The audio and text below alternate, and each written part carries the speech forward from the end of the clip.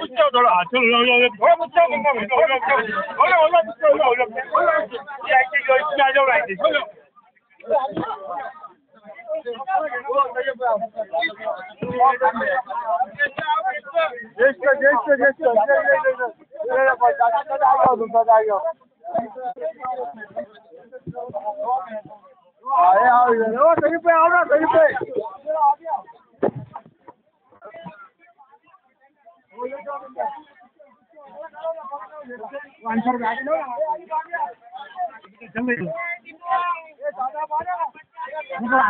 थोड़ा मुन्ना भाई आओ ना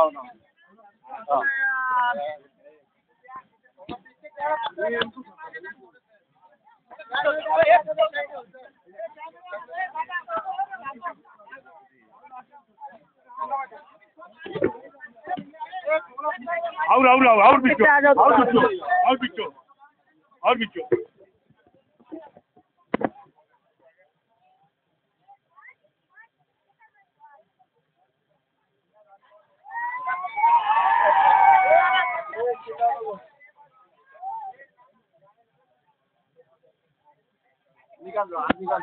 चलो हो गया यार चलो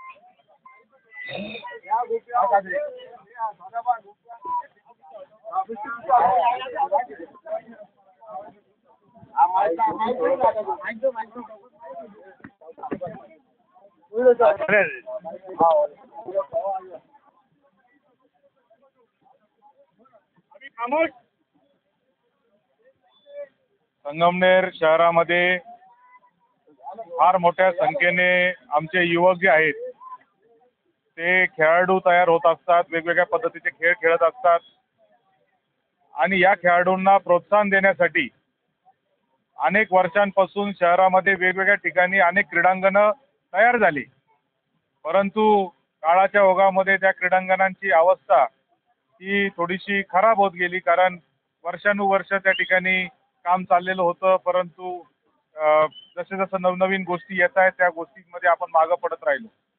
आपण पाहिलं की सहकार महर्षी भाऊसाहेब थोरात क्रीडा संकुल आपण केलं. तालुका पातळीवरचं राज्यातलं सगळ्यात उत्तम असं क्रीडा संकुल हे सहकार महर्षी भाऊसाहेब थोरात क्रीडा संकुल आहे.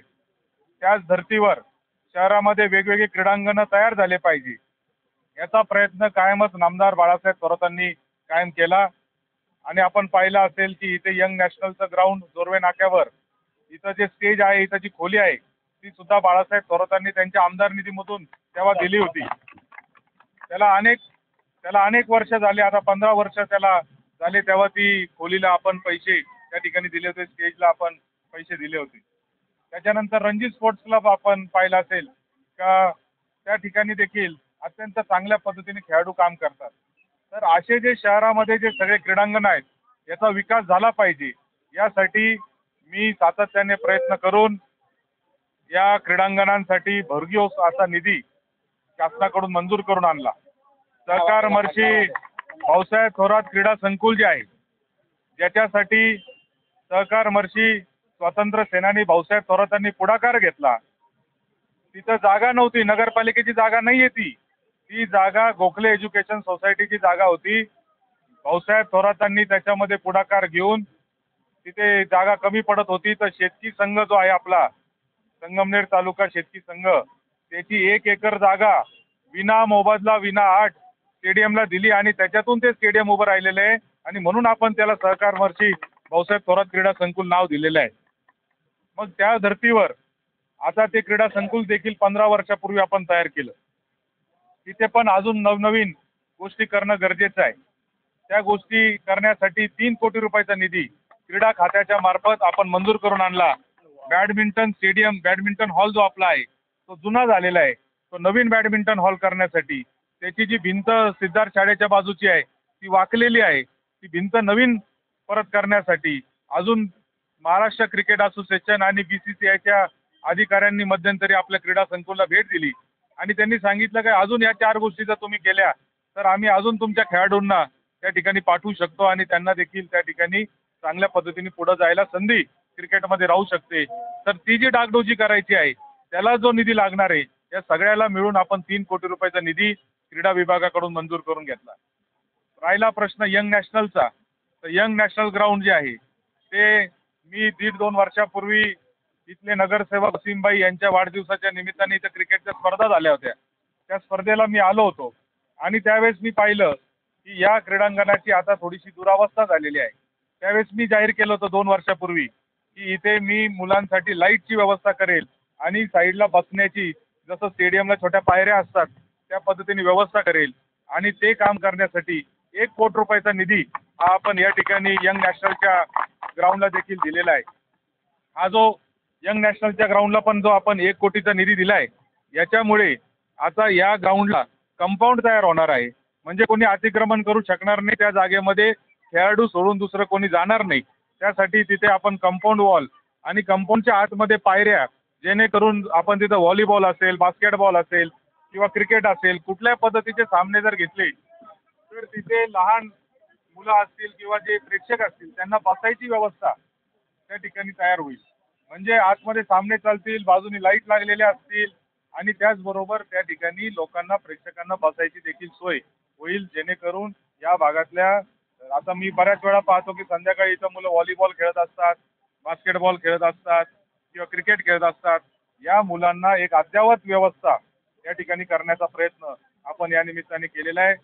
खरं तर आजपर्यंत आपण कधी कुठलाही निधी मंजूर करून आणला, कधी मंजूर केला, कधी कामं झाले, कधी झाले, करोडो रुपयाचे कामं शहरात झाली, पण आपण त्याचा गाजावाजा कधी करत नाही आणि भूमिपूजनाचे कार्यक्रम सुद्धा आपण फार कमी करतो.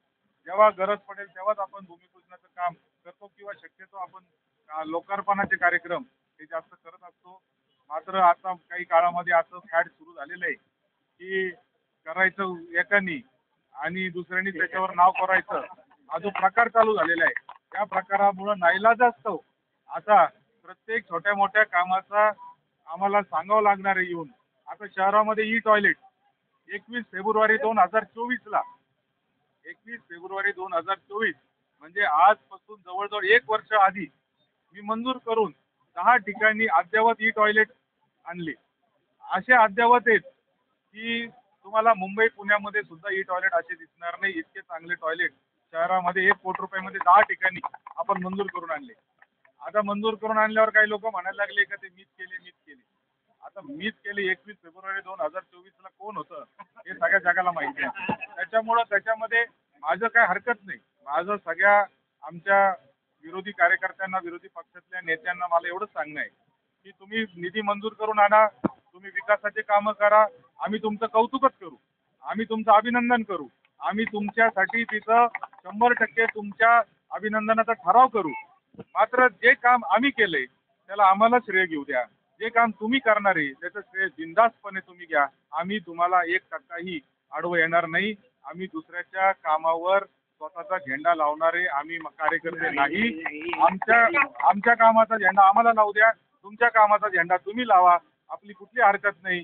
शेवटी तुमच्या माध्यमातून का होईना किंवा माझ्या माध्यमातून का होईना शहराचाच विकास होतोय. त्याच्यामुळं हे आपण जे काय करतोय हे शहराच्याच विकासासाठी करतोय. त्याच्यामुळे त्याच्या श्रेयवादाचा कृपा करून कोणी प्रयत्न करू नका, याच्यात राजकारण आणू नका. एवढंच मला आज या निमित्ताने सांगायचंय. धन्यवाद. 1 कोटी निधी मंजूर केलं, हा काम केव्हापर्यंत होईल? खरं तर हे काम 21 फेब्रुवारी 2024ला मंजूर झालेलं आहे. परंतु आपल्याला माहिती की त्याच्यानंतर लगेच लोकसभेची निवडणूक लागली, त्याच्यानंतर लगेच विधानसभेची निवडणूक लागली. त्यामुळे हे काम सुरू व्हायला उशीर झाला. आता हे काम आजपासून चालू झालेलं आहे. याच्यामध्ये आपल्याला हद्दीचा पण प्रश्न होता की आपल्याला नॅशनल हायवेची, कारण हा हायवे आहे, त्याची परवानगी घ्यावी लागत होती. याला किती अंतर सोडून बांधकाम करायचं काय, याच्या परवानगीमुळे थोडे दिवस त्याला उशीर झाला होता. पण हे काम चालू होईल. पुढच्या 2-3 महिन्यामध्ये काम पूर्ण होईल. याच्यामध्ये आम्ही ठेकेदारांना सांगितलेलं आहे की इथं पावसाचं पाणी साठण्याचं प्रमाण पण मोठ्या प्रमाणावर आहे. त्यामुळं गटार इथं व्यवस्थित झाली पाहिजे. नाल्यांमध्ये बरोबर पाणी खाली उताराने गेलं पाहिजे, जेणेकरून इथे पावसात देखील इथं मुलांना खेळता आलं पाहिजे. त्याबरोबर त्याची हाईट खाली असल्यामुळं कोणालाही तिथं दुसरे काही वापर त्या क्रीडांगणाचा करता येणार नाही. फक्त क्रीडांगण म्हणूनच मुलांना खेळण्यासाठीच त्याचा वापर इथून पुढच्या काळात होईल याची मला खात्री आहे. म्हणजे आपण जे 2.5 वर्षापूर्वी जे शब्द दिलं होतं यंग नॅशनल ग्राउंडच्या मुलांना, हे शब्द 1.5 वर्षापूर्वी हे शब्द आपण आज पूर्ण करतो असं लोकांना वाटतं. निश्चितच वसीमबाईंच्या वाढदिवसाच्या दिवशी मी आलो होतो, तेव्हा शब्द दिला होता आणि ते काम पूर्ण होतं याचा विशेष आनंद माझ्यासारख्या कार्यकर्त्याला आहे.